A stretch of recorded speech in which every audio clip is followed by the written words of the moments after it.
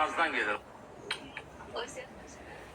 Sen de ben video çəkəndə orada səs çıxardırsan da, dic yanmırsan. Buna bak ya. Ha çalmış. Ama ben ayağımdan düşmedim. Daha da güçlü oldum. Dertlerimden ders aldım. Çok davalarla rastlaştım. Ama ben ayağımdan düşmedim. Daha da güçlü oldum.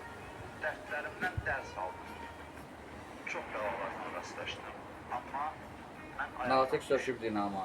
Dostu deyir mənə niyə sökdürürsən? Sən niyə gəlib bizə o söz deyirsən?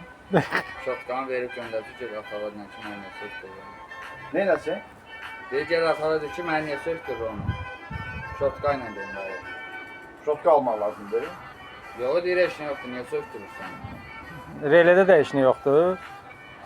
Necə nə bilim, belə zaryatka verirsə də heç nə yoxdur da.